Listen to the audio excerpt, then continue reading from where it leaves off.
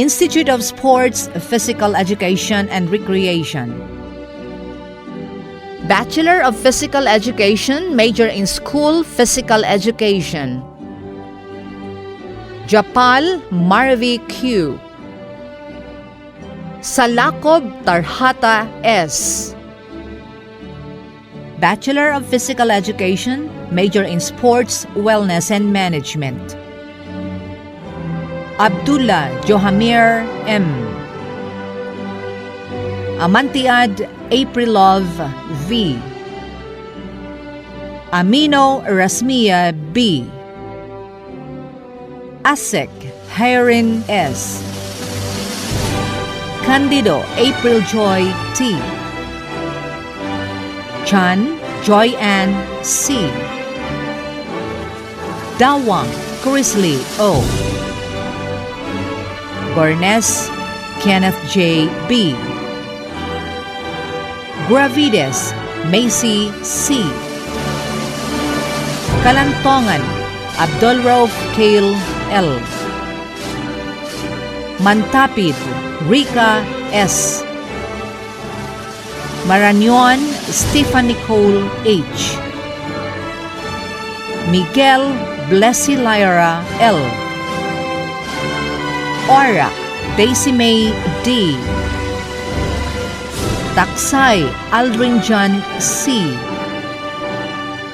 Ungag Norain K. Let us now come to the imposition of hoods.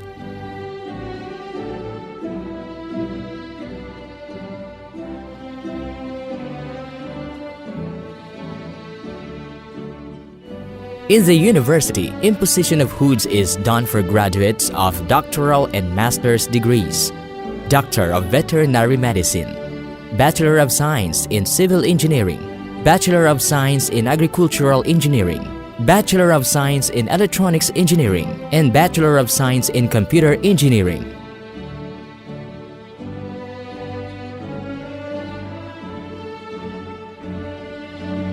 The hooding ceremony signifies an academic and personal achievement and is a special recognition for graduates who have attained academic degrees beyond the 4-year bachelor's degree.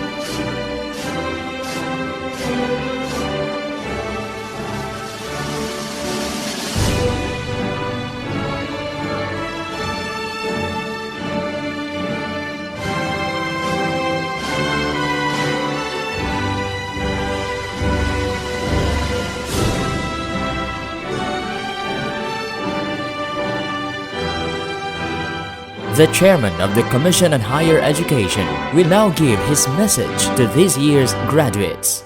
I give you Chairman J. Prospero E. De Vera III.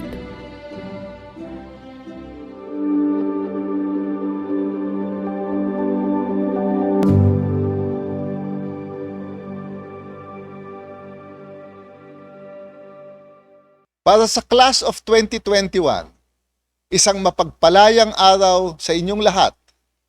Hayaan niyong simulan ko ang aking mensahe sa isang mainit na pagbati at pagpupugay sa mga magsisipagtapos ngayong araw na ito.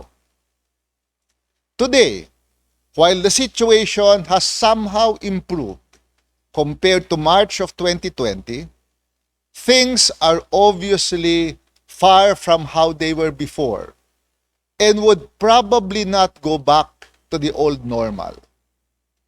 I understand your frustration of missing a live graduation. Pero saludo ako sa inyo dahil napagtagumpayan ninyo ang mga hamon ng pandemya at naipagpatuloy ang pag-aaral sa kabila ng mga balakid at limitasyon. At ngayon ay mas handa na kayong harapin ang susunod na yugto ng inyong buhay. You and your university were able to courageously respond to the needs of the times, move forward as one, and rise above the challenges. Now on the part of CHED, we acted quickly and conscientiously at the onset of the pandemic and devised ways to allow continued access to quality education through flexible modes of learning. In the midst of the COVID-19 pandemic, we ensured that learning continued by adopting a policy of flexible learning. Sa aking pagpadyak sa iba't ibang pamantasan sa buong Pilipinas, ako'y nabigyan ng pagkakataon na makausap, makasama, at makahalubilo ang mga mag-aaral, guro at empleyado ng iba't ibang pamantasan at kolehiyo sa bansa. I heard stories of struggles in the midst of the pandemic. We recognize the diligence, patience, and hard work of both the administrators, the faculty, the staff, and most important, the students, for not allowing the pandemic to ruin your dreams and aspirations.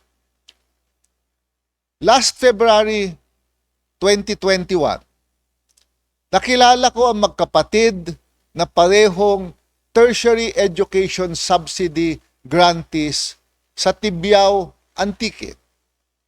Sila ay si Maria at Remigio Escudero mula sa University of Antique. Ang kanilang ikinabubuhay ay magtinda ng balut at pagtama ng pandemya, nawalan sila ng kabuhayan. When they received their subsidy during the COVID-19 pandemic in May, pagkatapos nilang gastusin ang kanilang test sa mga pangangailangan nila sa pag-aaral, ginamit nila ang natitirang test upang makabangon ang kanilang negosyo at makakuha ng panggastos sa pang-araw-araw na pag-aaral. Last month, when I was in Cebu, I met Renami Nunez. Si Renami ay test beneficiary ng 2 taon na. Ginamit niya ang kanyang unang test subsidy para kabitan ng kuryente ang kanilang bahay dahil naaawa siya sa kanyang kapatid na nag-aaral sa dilim. Her second subsidy was used to buy her first cell phone in her life, and her third subsidy to buy a second-hand laptop for herself and her brother. She continues to study to better herself. She will be the first in her family to get a college education.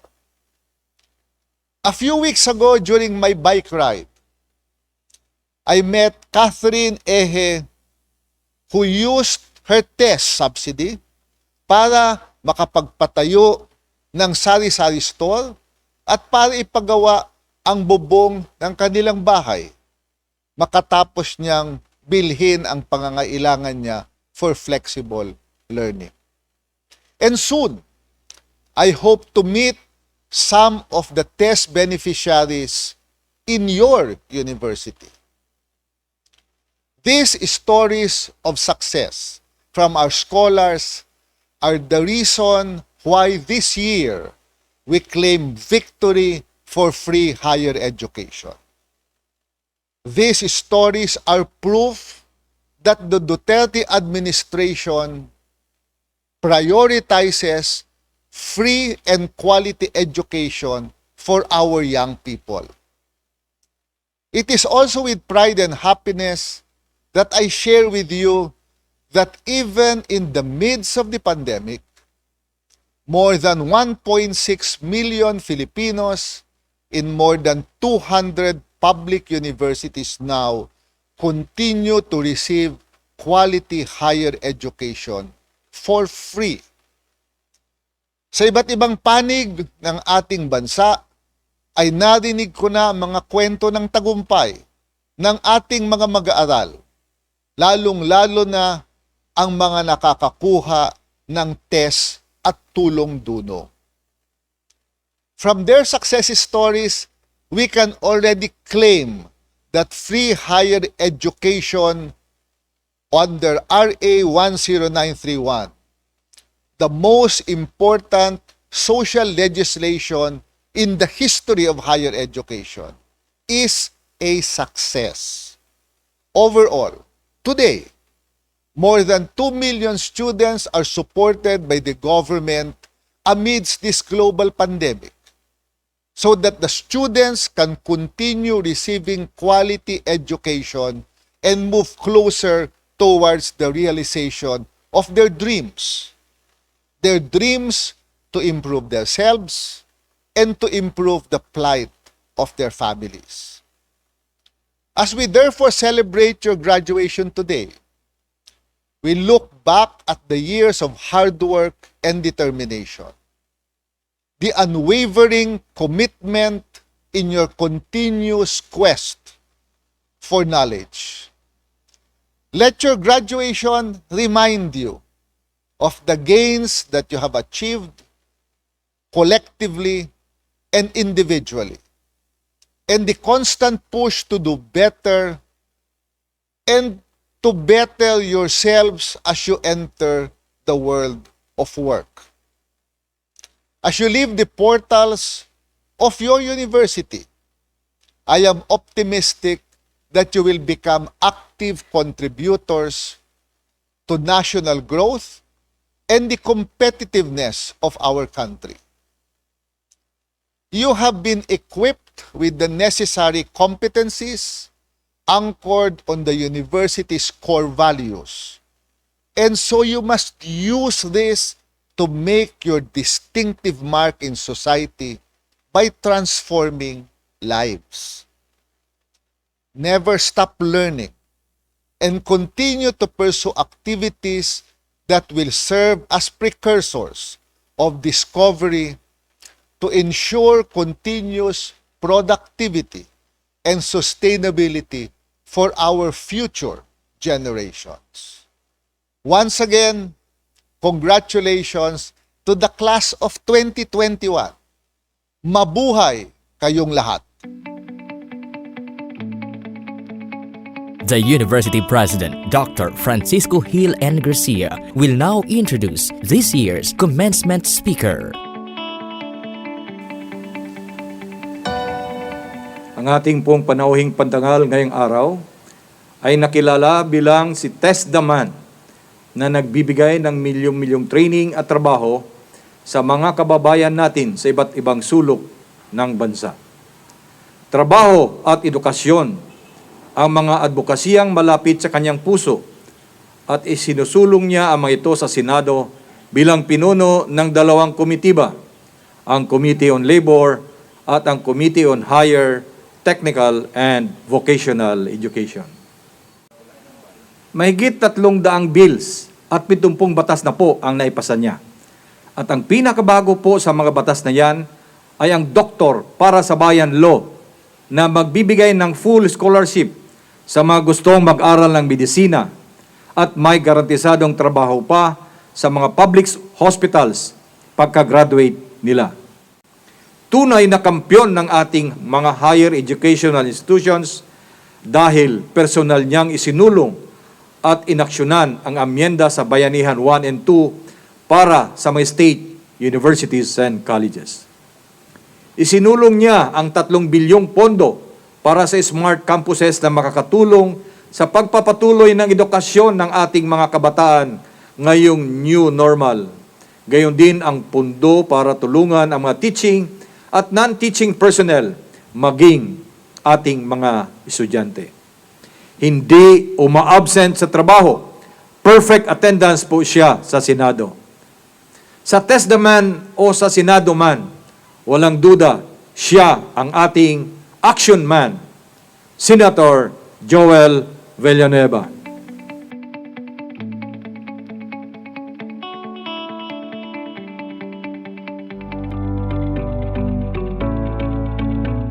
Maganda at mapagpalang araw po sa ating lahat. Ito po ang inyong empleyado sa Senado, Senator Joel Villanueva, na bumabati sa ating mga magsisipagtapos ngayong taong ito. Let me first greet Governor Nancy Catamco, Vice Governor Emilio Lala Talino Mendoza, our Board of Regents chaired by CHED Commissioner Ronald Adamat, Vice Chair and University of Southern Mindanao President Francisco Gil Garcia, university officials, deans, faculty and staff, parents, at syempre, ang bida ngayong araw na ito, the graduating class of 2021. The University of Southern Mindanao's role in the Philippine higher education is of utmost importance as it provides globally competitive programs, particularly in the fields of agriculture, sciences, business, and medicine to financially challenged but deserving students. Through the years, the vision of its founder, the educator and philanthropist, Bay Hadja Fatima Matabay Plang, to establish a higher learning institution for poor but deserving students has indeed become a reality, perhaps even expanding beyond expectations due to the commitment and dedication of the entire USM community. At present, the USM has progressively performed beyond what the other universities in the country are doing, as it has a research generation function to complement its instruction, research, and extension. From a land of rubber plantation, the USM has grown into a world-class, multi-campus university. With its various academic program offerings, the USM is a perfect training ground into the development of competent professionals across multiple industries. The USM has always embodied what we have been fighting for in the Senate: quality education, which will create job opportunities and better quality of life for all Filipinos. The bigger challenge here is how to sustain the gains we have made given the challenges we are presently facing. The pandemic has given us a wake-up call and a reality check that this world is rapidly changing. The challenge for all of us is to adapt into this volatile, uncertain, complex, ambiguous, and diverse world we are in. We cannot be what we've always been as the world we are moving in undergoes rapid changes. But I am confident of the resilience of the Mindanaoans, especially those developed within the realms of the USM in overcoming these challenges. It is also our commitment as the chairperson of the Senate Committee on Higher and Technical and Vocational Education to push for policies and actions in all the ways we can to serve our SUCs, including University of Southern Mindanao. Our actions in the Senate are focused on providing an enabling environment where students, faculty, and staff will thrive and receive all the necessary support, especially at this critical time of the pandemic. With our SUCs determined to ensure no student gets left behind in terms of their education, we fought hard to secure a 3 billion pesos funding in the Bayanihan 2 to help CHED and SUCs establish smart campuses. As the budget season draws near, we will continue to make the necessary investments to sustain our drive for flexible learning in the near term. The COVID-19 pandemic also exposed the so-called Achilles heel of our health system. We badly need doctors and medical personnel. Your Senate Committee on Higher Education responded by legislating the Doktor para sa Bayan Act. Sa pamamagitan po ng Doktor para sa Bayan Law, abot kamay na ang pangarap ng ating mga mag-aaral na maging doktor dahil libre na po ang pagkuha ng kursong medisina. We hope to see more scholars under the Doktor para sa Bayan Law in the coming school year. Our hope for a better future heavily relies in the higher education sector, with the USM being one of the leading institutions in foresight as the pandemic never hampered its research, education, training, and resource generation activities. This is evident as the university continued online consultation with USM students and stakeholders and conducted public service activities such as Tilapia Fingerlings Release, Operation Sweet Smile, among others. I would also like to commend all the people involved in the operations of the USM Hospital in its significant contributions toward the country's fight against COVID-19. Saludo po tayo sa inyong determinadong aksyon upang mapagtagumpayan ang mga hamon na dala nitong pandemyang ito.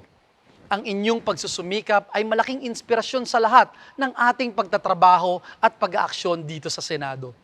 Katulad po ng dahilan ng pagkakatatag ng USM, kasama niyo po ako sa paniniwala na kaya niyong tuparin ang inyong pangarap sa kabila ng iba't ibang mga balakid at mga challenges sa buhay.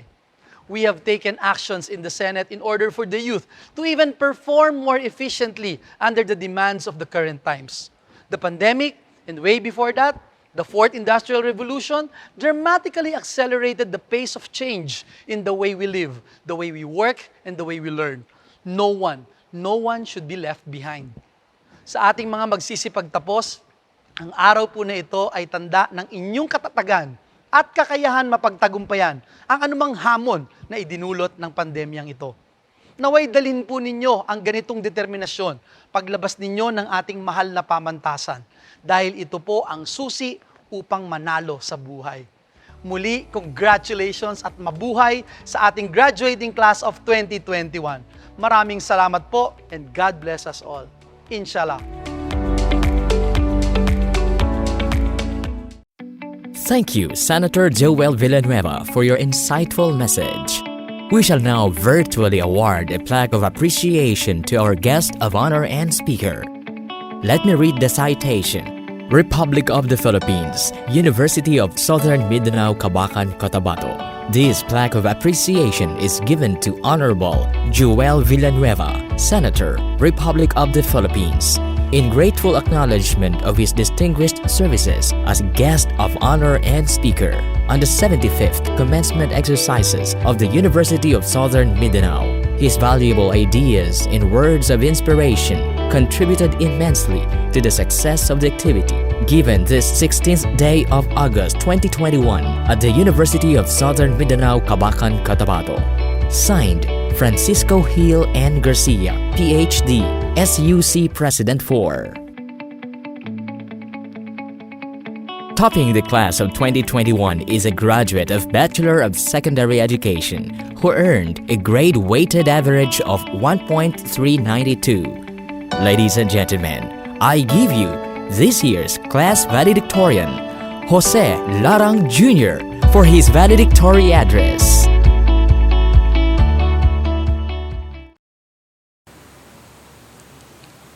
To the President of the University of Southern Mindanao, Dr. Francisco Hill and Garcia, to our distinguished guest of honor, Senator Joel Villanueva, to the members of the Board of Regents, key officials, faculty and staff of this institution, parents, fellow graduates of Batch 2021, and to everyone watching this commencement exercises, good morning.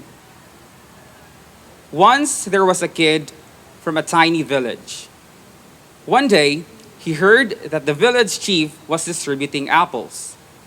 The kid was delighted to receive that news and got thrilled. There was a huge queue and people were standing to get an apple, and so the kid joined the queue. When his turn finally came, the kid laid out both of his hands to receive the apple.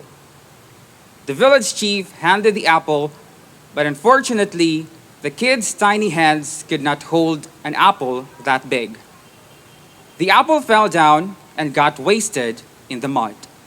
The kid got frustrated because if he really liked an apple, he had to follow the queue again. The kid did not want to go home empty-handed, so he decided to fall in line and wait in the queue again.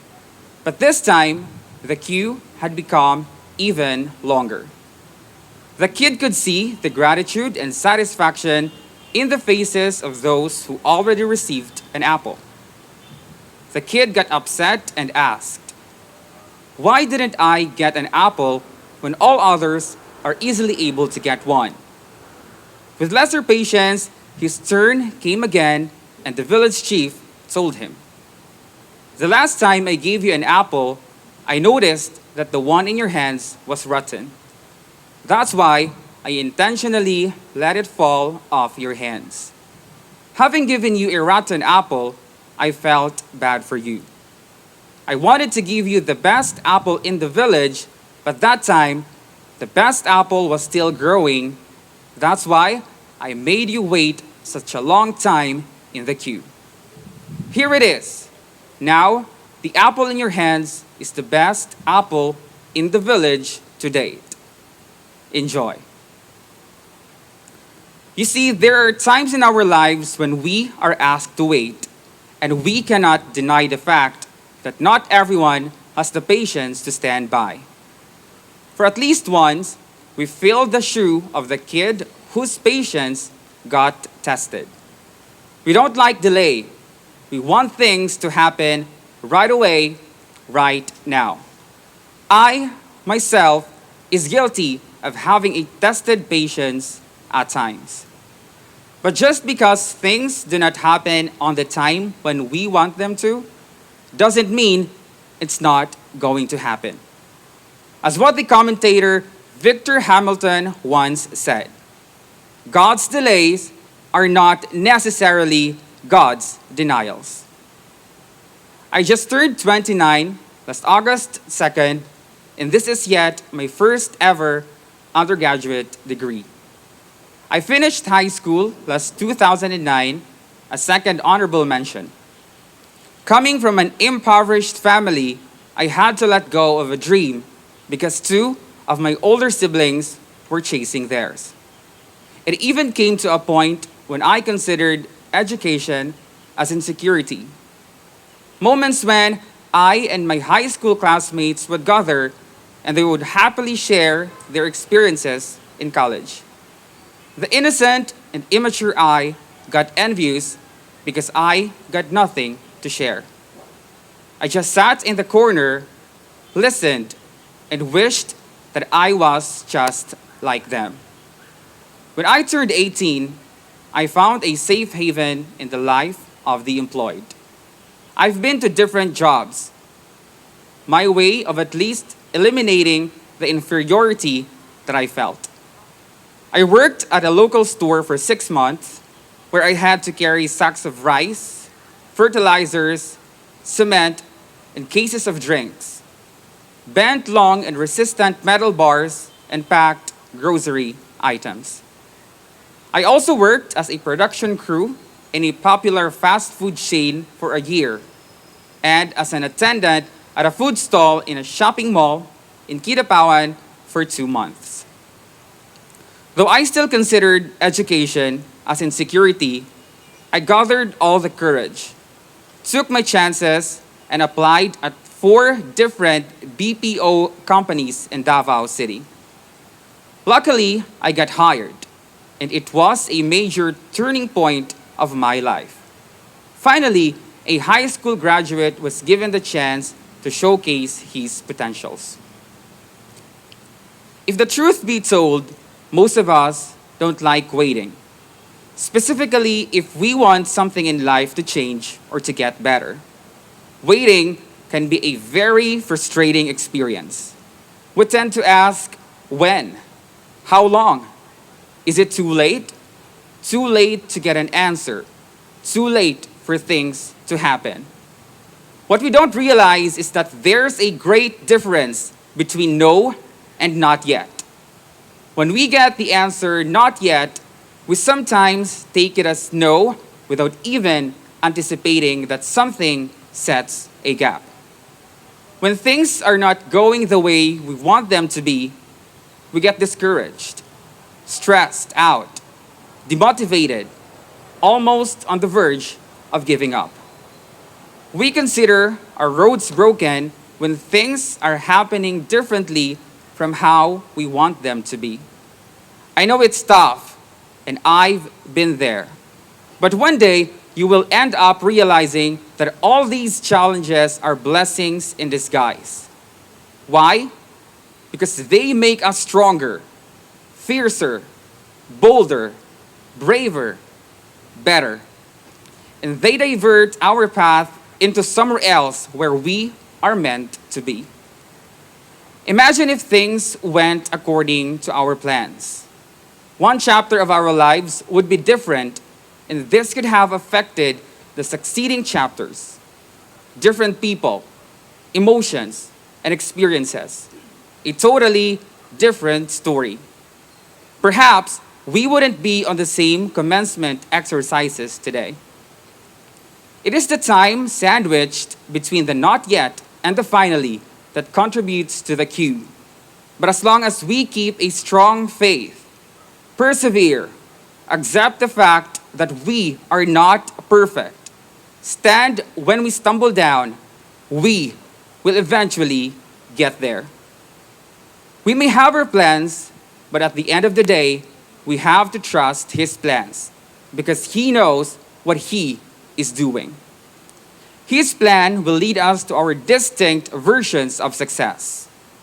The great singer Jennifer Hudson once said, "Sometimes God makes better choices for us than we could have ever made for ourselves." Looking back, if I didn't wait and pushed my plan, I wouldn't be as enlightened to see differences. I wouldn't be as strong to fight for what I believe is right.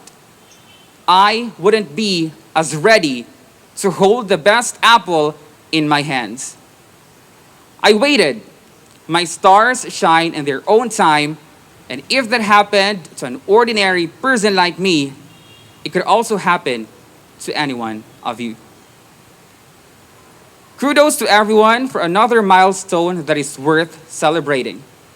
To the University of Southern Mindanao for making this commencement exercises possible despite the crisis that we are facing.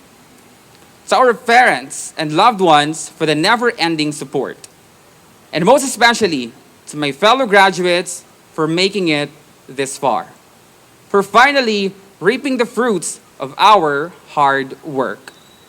May this day mark a new chapter where we bring what we learned from the four corners of the classroom into the real battle of life. We waited, and finally, our time has come. Here we are today, proving that though at some point of our lives, education might be delayed, but it is never and will never be denied. For we waited, worked hard, persevered, and fought for it. Congratulations and good day, everyone. Being this year's class valedictorian, Jose Larang Jr. shall receive the President Garcia Academic Excellence Award. He is also a recipient of the Leadership Award from Congressman Jose Pingping Tejada.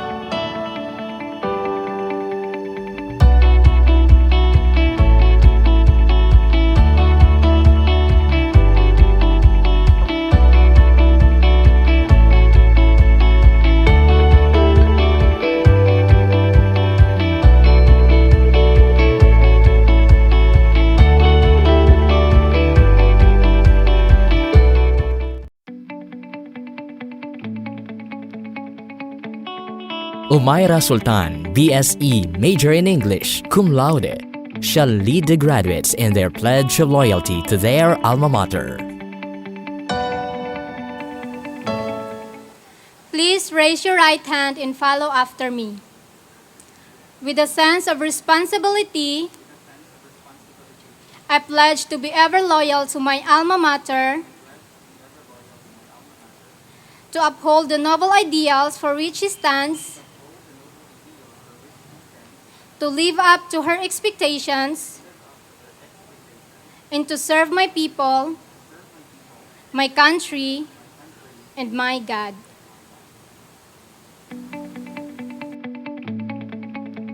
As graduates of USM, you will now be inducted to the MIT USM Alumni Association Incorporated by the President herself and member of the USM Board of Regents, the Honorable Yvonne Villanueva Saliling.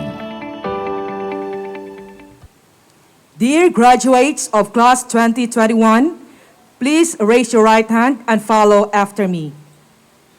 I solemnly swear, without any reservation, to faithfully discharge the duties and responsibilities expected of me as a member of the MIT USM Alumni Association Incorporated, to protect and uphold the good name and well-being of my alma mater, even as I promise to be an ever loyal alumnus or alumna of the university at all times. So help me God. Congratulations and welcome to the alumni family. Today marks the beginning of your journey to growth and significance. You have proven your incredible abilities, and we salute your resilience and grit. We are excited to witness how you will shape and create a new reality for us all. Congratulations, Class of 2021!